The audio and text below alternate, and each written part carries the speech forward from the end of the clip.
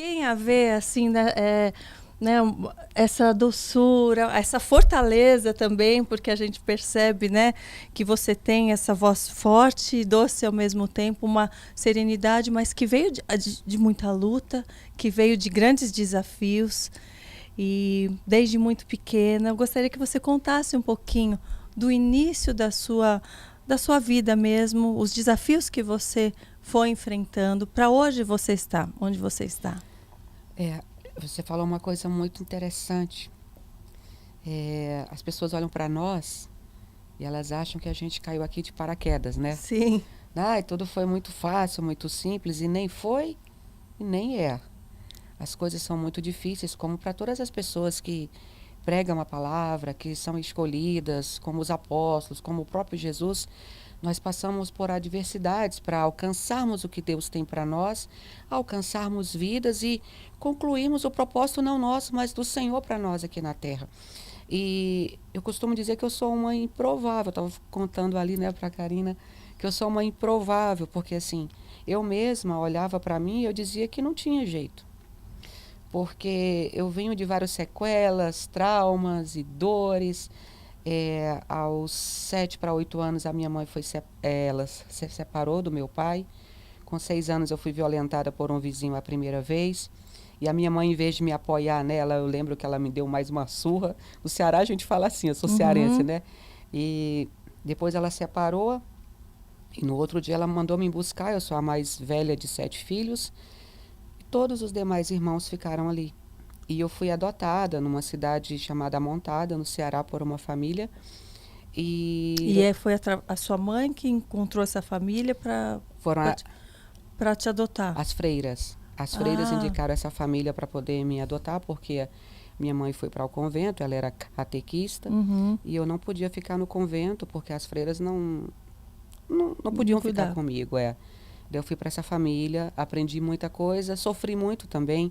Lá eu também fui violentada várias vezes, mas o lado bom é que quando eu completei 9 anos, eles aceitaram Jesus, foram para uma igreja, e aos 12 anos de idade eu já tinha lido a Bíblia 2 vezes.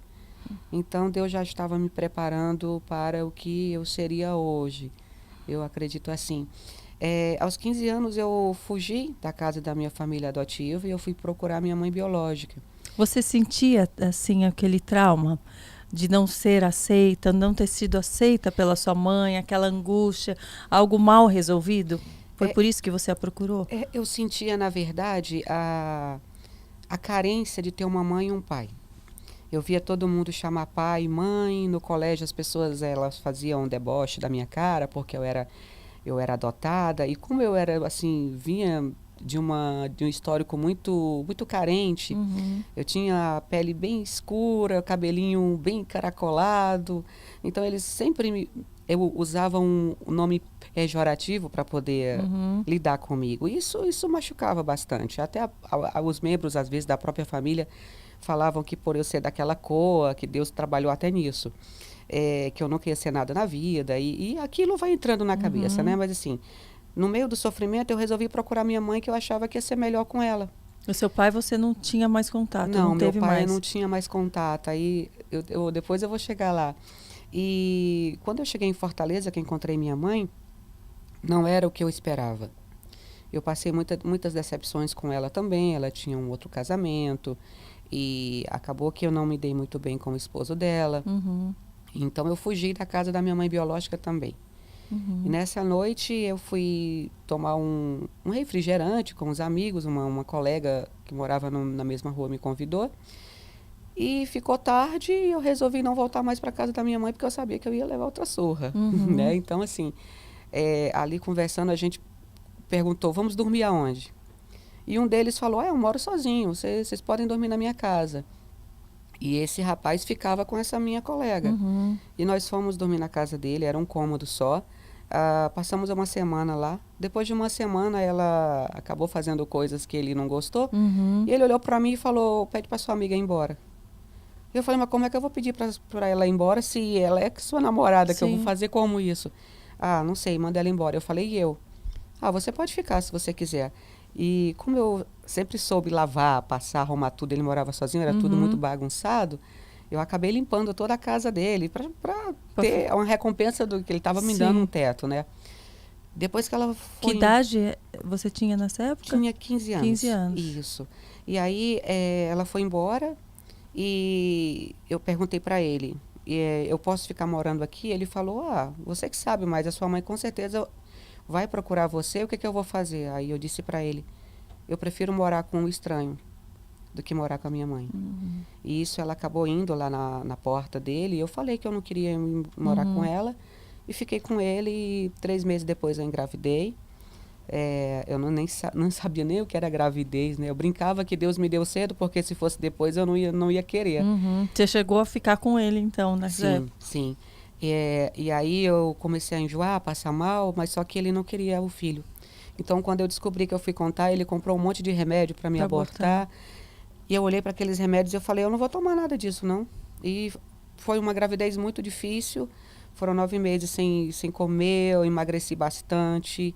E ficou os 9 meses lá? Fiquei os 9 meses lá. Meu filho nasceu, foi um parto muito difícil, o médico não fez o meu parto direito, depois teve que refazer a limpeza do parto, e assim, sofri bastante. Quando meu filho nasceu, eu não tinha ninguém no hospital comigo, não tinha nem uma sacolinha, nada. Imagina. Então, assim, o meu filho nasceu, ele passou da hora do nascimento, quase morreu, na verdade. E eu fiquei muito triste porque ninguém foi me visitar, não tinha roupinha, não tinha nada. Mas isso foi superado. E depois eu voltei para a casa do pai do meu filho, ainda fiquei com ele 8 meses. E na época, eu já tinha começado a frequentar uma igreja, a Assembleia de Deus, perto de casa. E Deus já me usava e já falava comigo, já me mostrava as coisas. E um vizinho um dia veio me chamar para expulsar um demônio da casa de uma outra pessoa que estava passando mal. E eu deixei o meu filho dormindo e fui socorrer essa pessoa. Só que, não sei, por falta de sorte, quando eu saí, ele chegou para repor a mercadoria ele tinha um carrinho de lanche, e o menino estava sozinho e eu não estava. Então, ele alegou que eu tinha abandonado o menino sozinho. Sim. E quando eu voltei para casa, meu filho já não estava mais. Ele com minha mãe levaram meu filho. No outro dia de manhã, eu fui chorando na casa da minha mãe, ele me bateu, minha mãe bateu a porta na minha cara e eu revoltei com Deus. Eu comecei a falar que Deus é esse que deixa as pessoas sofrer assim e que já passei por tanta coisa e agora acontece tudo isso. E eu fiquei sem filho, sem casa para morar, sem nada, no meio da rua. E onde foi parar o teu filho? E aí, meu filho ficou na casa da minha mãe durante um período. Depois ele foi levado para Almácia, o interior do Ceará. Ele ficou com os pais do pai dele durante muitos anos, até eles falecerem. E aí, nessa época, quando tiraram meu filho, ele tinha 8 anos de idade, eu amamentava, e eu cheguei a ter febre, porque eu tinha muito leite. 8 meses? 8 meses. 8 meses, né? Eu tinha muito leite, precisava amamentar, Sim. e eles me expulsaram de lá, e eu fiquei na rua. Eu cheguei a dormir uma noite na rua, acho que 2 noites. E aí, depois, uma irmã da igreja me levou para morar na casa dela, uma casa muito simples também. Eu passei algum tempo com eles. E eu fiquei muito revoltada com Deus. Aí eu conheci um rapaz que falou, você quer trabalhar? Eu falei, eu quero, o que você tem para me oferecer?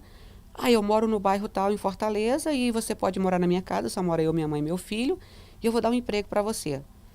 Eu falei, tá bom. Eu peguei minhas poucas coisas que eu tinha e fui.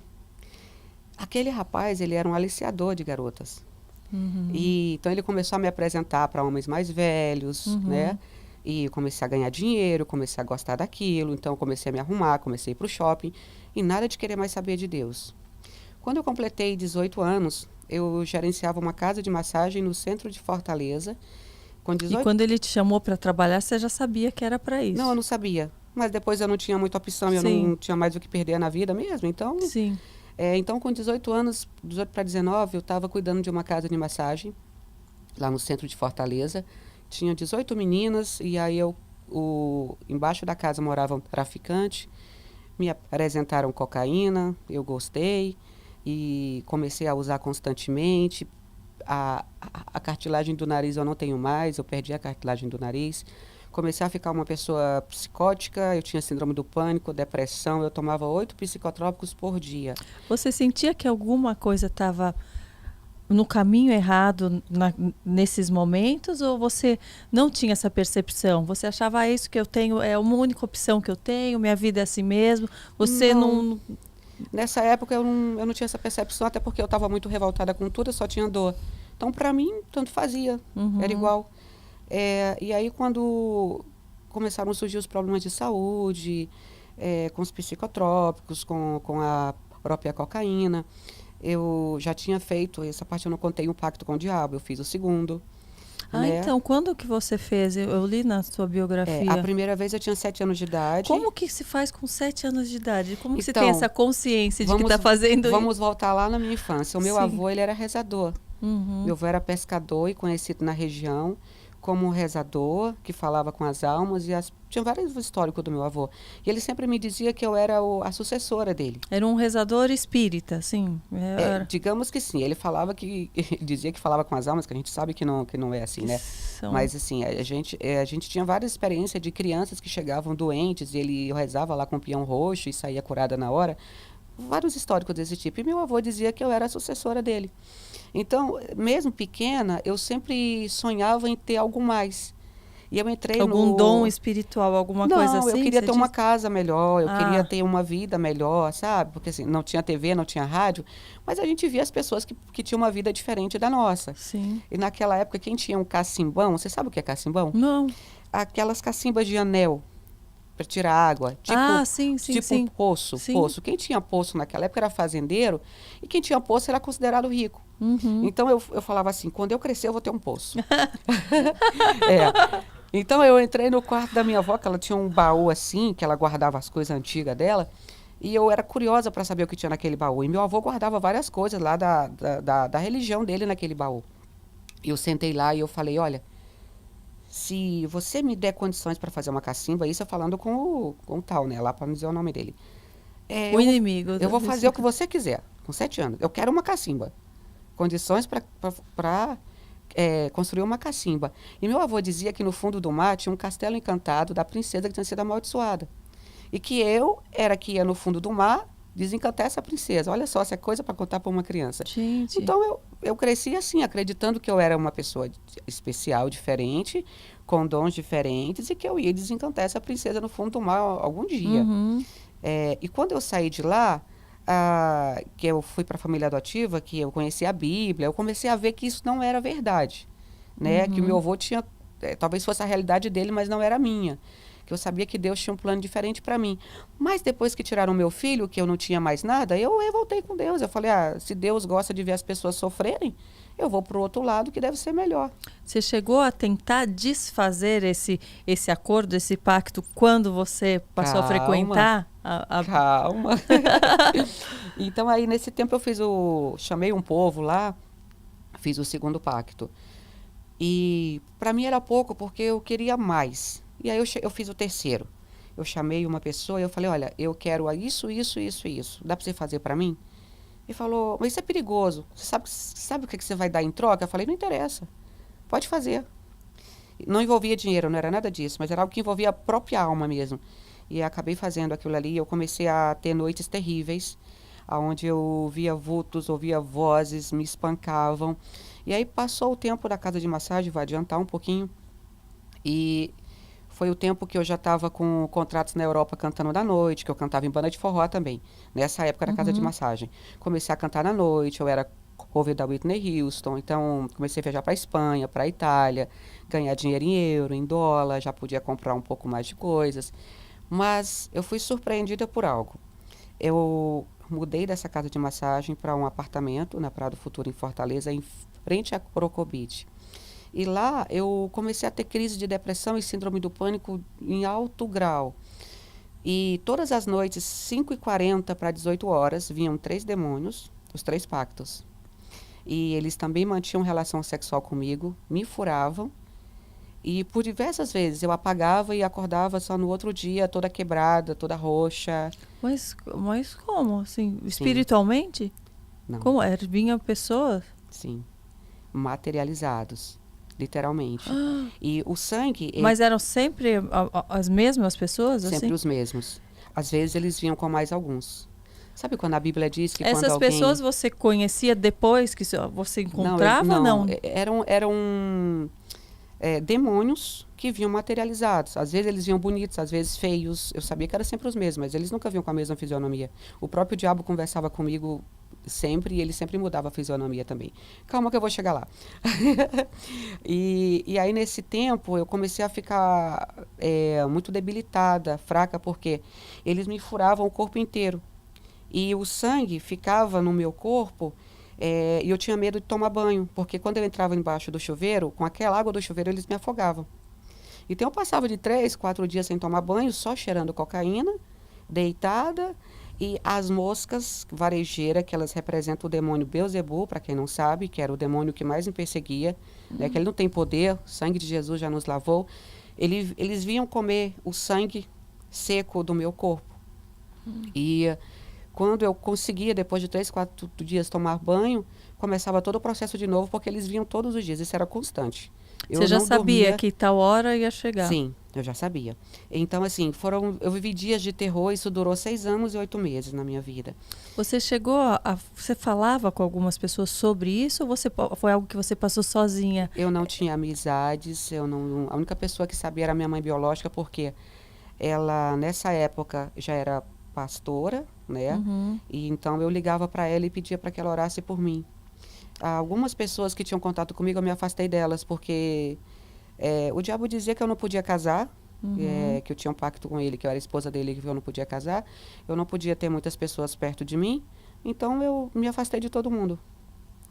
E não podia ter filho, né? não, Também, não. teoricamente. Inclusive, eu tenho outro testemunho que é muito forte, e se eu contar, as pessoas vão entender. Um dia, quem sabe, se Deus me autorizar, eu vou contar Sim. dessa parte de filho também, que é algo espiritual que eu também passei. Sim. E passaram-se algum tempo, eu continuei vivendo nessa vida de dor, de ser atacada pelos demônios, né? Também tudo que eu pedia, mas tinha um alto preço. Aí um certo dia, era por volta de meio-dia, eu estava no apartamento, eu falei para minha secretária, vai embora porque eu preciso ficar só. Eu fui na boca de fumo, comprei 5G de pó, entrei no apartamento e liguei a TV da sala, bem baixinho. E fui pro quarto preparar tudo como eu tinha costume. Quando eu separei todas as carreiras para cheirar naquele dia, o vento, entrou um vento forte na janela, que era de vidro, balançou e quase me derrubou. E naquele vento uma voz falou para mim, e não era a voz do diabo, era uma voz diferente, falou para mim, escuta o que diz o refrão dessa música, porque é exatamente o que eu vou fazer na sua vida. Quando a voz falou isso, a TV ela aumentou sozinha. Ela ficou bem alta, como se alguém tivesse colocado caixas de som no meu quarto. E era a música Som da Midaline Barros, o refrão, como o farol que brilha à noite. Enquanto o refrão da música cantava, parecia que tinha uma espada me atravessando, sabe? Eu sentia uma dor que eu não sabia explicar e eu caí de joelhos. E quando eu caí de joelhos ali, eu já fui adormecendo e a música continuou entrando no meu corpo, literalmente na minha alma, me atravessava. E eu lembro que ali eu apaguei. Quando eu apaguei, o meu espírito saiu do meu corpo e eu fiquei em pé, eu mexi no meu corpo, eu falei, acorda, você não vai morrer, acorda. Aí, antes disso,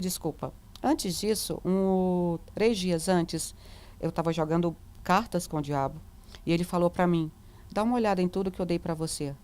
Você tem 1 semana de vida para você usar. Em 1 semana eu vou te levar. E eu fiz um desafio com Deus. Eu falei, eu quero que o Senhor me prove quem tem mais poder. Se é o Senhor ou o diabo. Uhum. Porque o Senhor me fez várias promessas que não se cumpriram. E agora eu vou morrer assim, de graça? Uhum. E 3 dias depois, volto à história que eu estava. Onde eu ouvi a música, eu estava de joelhos. E eu saí do meu corpo e eu fiquei olhando para mim e eu chorava. Eu dizia, poxa, se eu morri aqui, como é que vai ser agora a minha vida depois da morte? E eu atravessei a parede do meu quarto. E quando eu cheguei do outro lado, parecia a Praia do Futuro, onde eu morava, só com uma diferença. Não tinha coqueiro, não tinha barraca, não tinha mar, só tinha areia. Uma areia branquinha. E eu estava andando sobre essa areia com os pés descalços, desesperada. A minha roupa não era feia, era uma roupa branca, porém estava toda rasgada e toda suja. Eu continuei andando naquela areia quando eu comecei a perguntar, por que eu estou aqui? Que lugar é esse? E aí uma pessoa toca no meu ombro esquerdo e fala para mim, olha para sua frente. Quando eu olhei para minha frente, eu vi 3 pessoas bem longe, mas a roupa delas brilhava, resplandecia. E eu perguntei, quem são essas pessoas? E ele não me falou nada. Uma segunda pessoa toca, lembrando que essas pessoas eu não via o rosto delas, foi apenas o toque da mão. Uma outra pessoa toca no meu ombro direito. E como é que você sabe que era outra pessoa? Porque eu não conseguia ver, mas eu sentia que eram pessoas diferentes. Ela toca no meu ombro direito e diz, olha para cima. Eu olhei para o céu, e o céu se dividiu em 2 bandas, e no meio daquela escuridão, quando o céu se dividiu, uma pequena bola de luz se formou e começou a clarear tudo. E aí o do meu lado esquerdo falou de novo, olha de novo para sua frente. Aquelas 3 pessoas se multiplicaram em milhares de pessoas. E eu até mandei fazer uma roupa parecida que eu uso hoje nos atos proféticos. Era uma roupa branca com detalhes dourados, que resplandecia e doía na minha vista. E eu perguntei de novo, quem são essas pessoas? E aí ele falou para mim, são todos aqueles que foram lavados no sangue do Cordeiro e que você vai ganhar para mim. Aí eu comecei a dar gargalhada. Eu falei, tá zombando de mim, porque eu tô conseguindo ganhar nem a mim mesma. Eu falei isso. E o do lado direito falou, olha para o céu de novo. E aquela pequena bola de fogo, ela clareava tudo, os meus olhos não conseguiam olhar para ela. E ao redor dela, tinham várias pessoas com a mesma roupa daqueles que estavam na minha frente. Então eles começaram a cantar uma música da harpa. Glória, glória, aleluia. E quando eles cantavam a música, eu disse, eu posso cantar também? Eu aprendi essa música na igreja, quando eu era pequena, e uma das vozes me falou, você não pode cantar essa música porque você não foi lavada no sangue do Cordeiro. E eu dizia, mas Deus, você não tem promessa na minha vida? Você não falou que aquele povo ali são as almas que eu vou ganhar? E como é que eu vou ganhar se eu não fui lavada no sangue do Cordeiro? Eu vou morrer assim? Se o Senhor me ama, me dê mais uma oportunidade de fazer a tua vontade.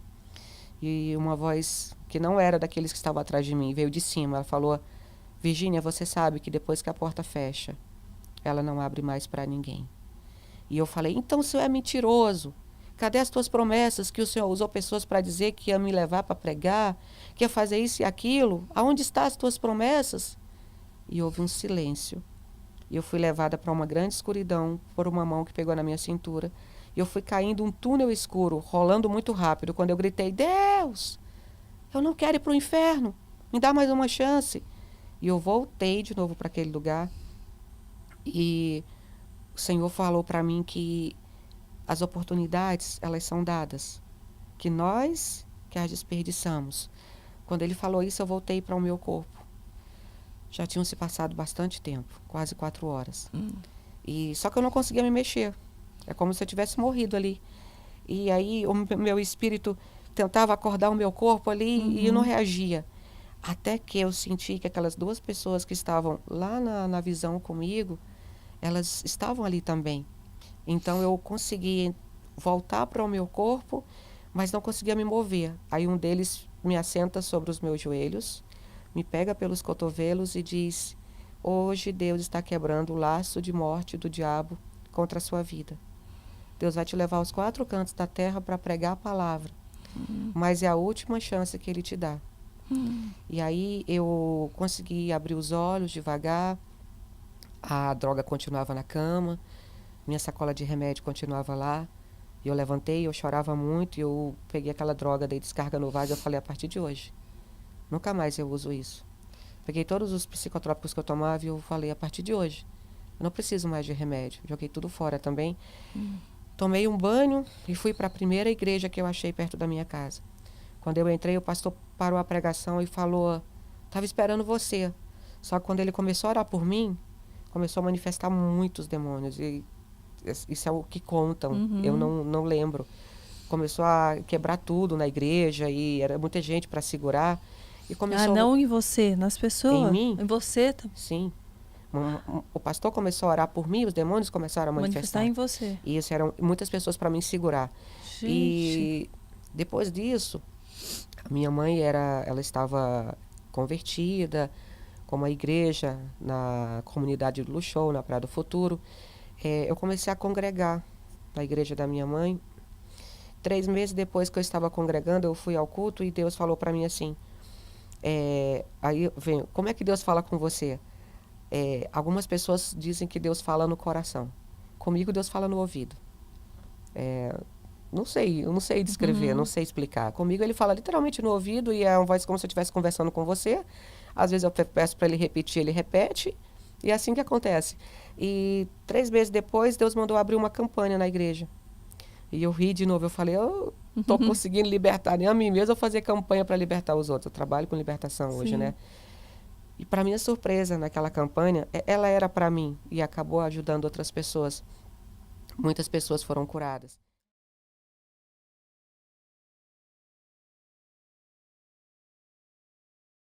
Incrível esse trechinho, não é? Então imagine o bate-papo completo.